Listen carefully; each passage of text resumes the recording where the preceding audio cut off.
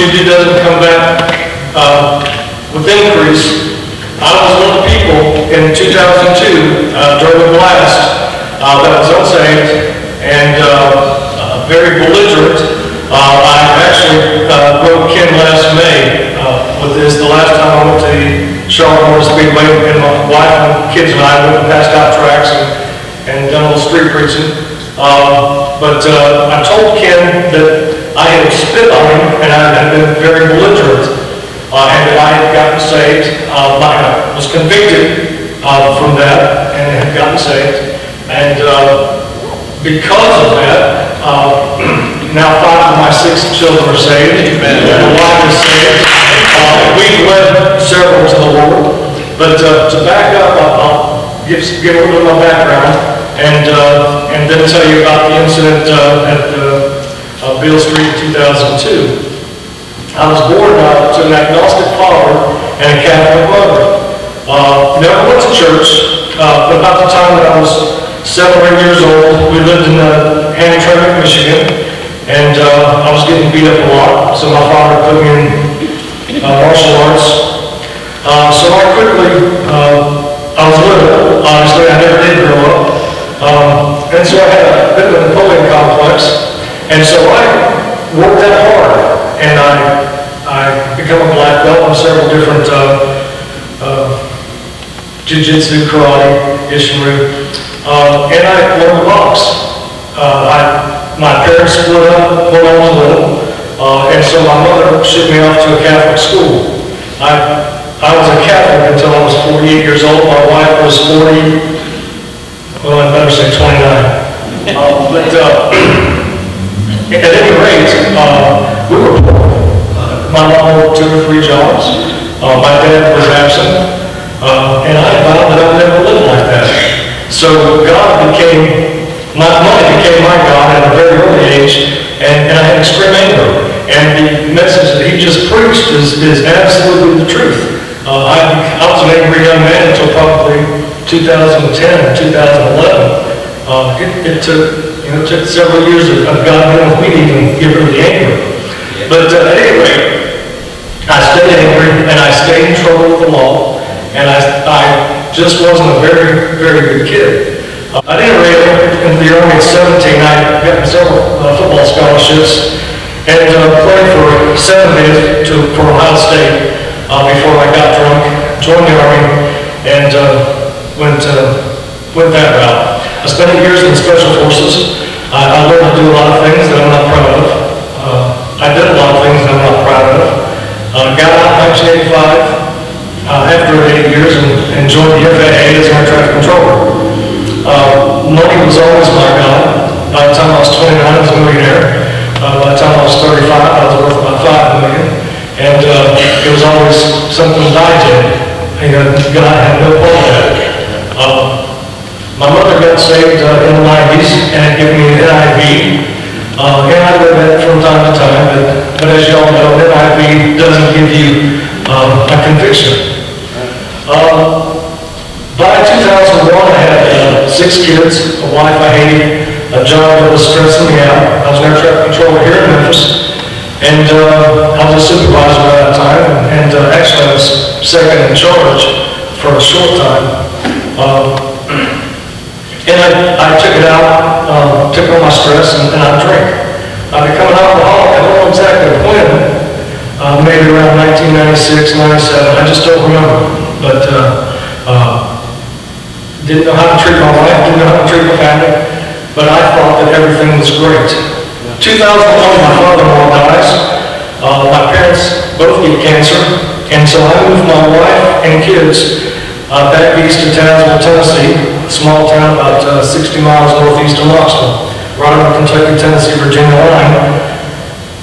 I stay here. I'll commute back and forth every week, but I was making about $40,000 a month, and I wasn't giving that money up for anything. I drank a lot. I think sometimes my bill with Charlie's and Bennigan's and some other places would be $6,000 or $7,000 a month in liquor. I drank heavy. Come to Beale Street to listen to the music in 2001 and 2002. because I had been alone. 2001, I first started here, and I just would walk away as the procession moved north and just try to stay away from it.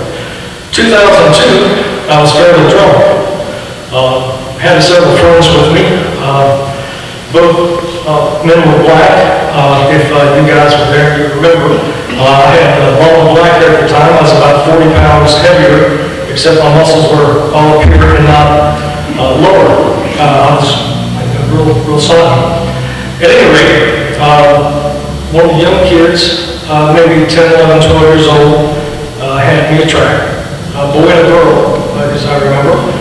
And I looked at it and threw it down, threw it down right there at them.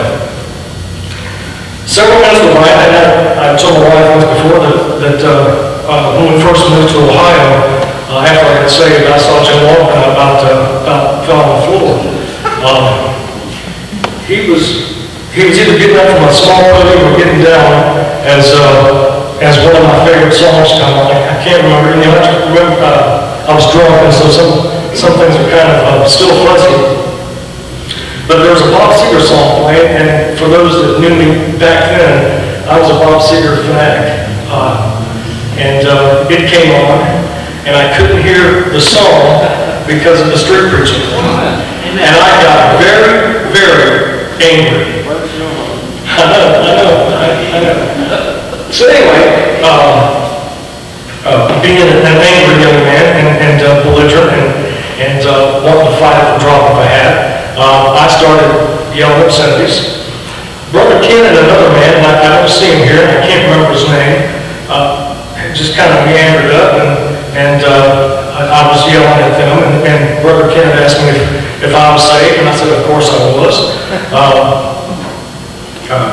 And I had said a 1, 2, 3 say after me prayer in 1989. Now, I think it's easy as pie to be saved, but you have to have some kind of conviction. Otherwise, it's just an empty prayer, and I'm afraid that people are just leading people to hell over that because I really was saved. Anyway, Ken talked to me for a minute, and he just, I knew God was convicting me. It just was welling up, and I didn't want that. And so, as Ken and the other gentleman started to turn away, I spit. And I really tried to hit him. I tried to hit you. I didn't. And my buddies pulled me away and then pulled me off down the street. Over the next month, I really started replaying that scene over and over, and God was dealing with me, but I wasn't ready. I went to 8-year Rogers Church a couple times, and he'd preach, and I'd feel that conviction, and I just said, no, I want no part of it. September 2002, I transferred to Tri-Cities, Tennessee, close to where my family was. And I shook my fist at God, and I remember the day very clearly. It was my birthday, September 19th of 2002. And I said, I'm not going to give in. Less than a month later, my life fell apart. And you have to understand that I was worth millions. I made hundreds of thousands of dollars a year, and I had tan salons, I had heating and air conditioning companies, I had muffler shops, I had all kinds of things on the side. Within a month, I had a car wreck. Went up the side of the mountain, broke my back, ruptured some discs, have problems to this day over it.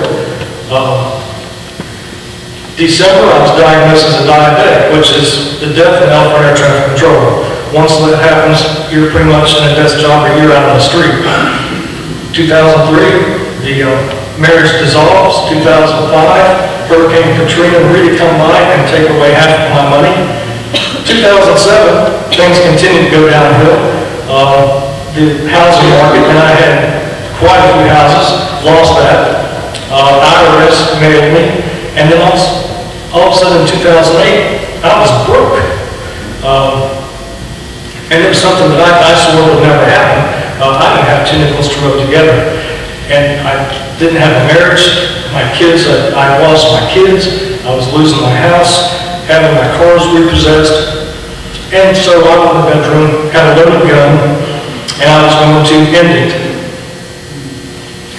While I had that gun loaded, I'm not going to go into all the details, it's really not that important, but there was an LAP sitting right in the closet shelf, and I took it, and I looked at it, and I started crying, and I started reading, and I started praying. This incident with my brother Ken kept strolling through my mind, that incident, and another incident with someone else in 2008 that had said something to me, and they kept strolling through my mind. I never did tell you I'm sorry. I really am sorry, but I really do thank you for being faithful.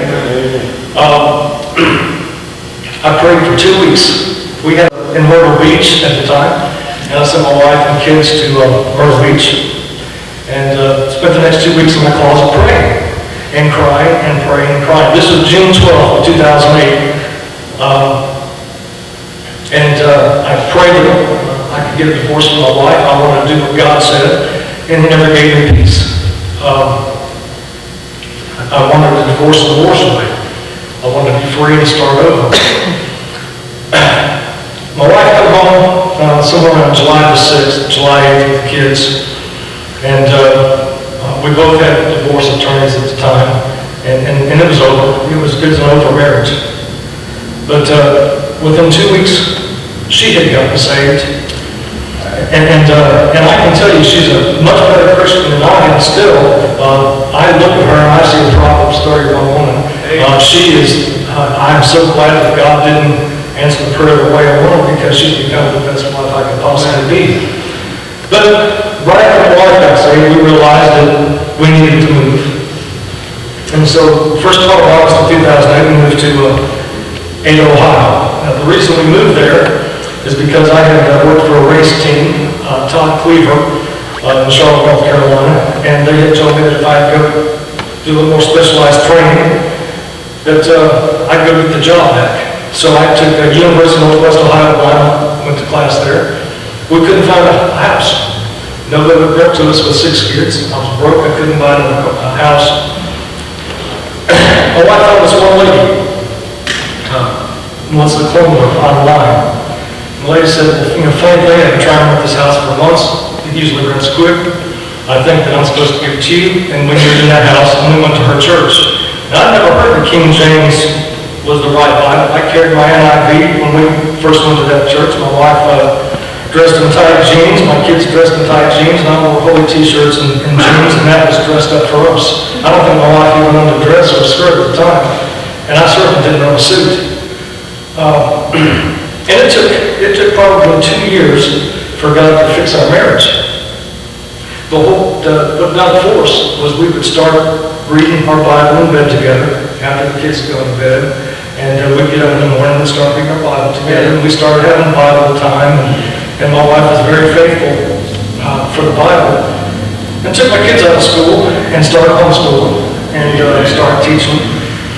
And from that point, as I said, I've got 5 children saved, several friends that got saved, a brother. We've led several to the Lord with street preaching, but we started going out to Bowling Green State University and ONU and Ada and passing out tracts and preaching and going with our church and going with others. And so God's blessed us. And at this point in my life, I'm a PDI, as some of you know. And I've got a calling not to be a preacher or a pastor. I've got a calling for this. I've got a calling for the jails. And so you're going to see me a lot here because I want to learn boldness and I want to preach. And this is where it all started for me and my wife. And so this place is special. And it's a lot more special than y'all realize because were it not for this faithful crowd, we'd still be lost and going to hell. My children would be lost and going to hell. And so I urge you not to give up the fight. I urge you to be faithful because you are going to get an increase even though you don't know it or don't see it. And so I thank Brother Ken, Sister Frida, and some of you others, and Brother Walker and his family. We love the Walkers. We get a chance, every chance we get to go listen to them. Talented group of people. But thank you very much for being faithful, and thank you very much for caring enough for others. And that's about it. I kind of cut out about half of it, but it really wasn't important. The important thing was God saves. Amen. And this does work. And so, thank you all again. Amen.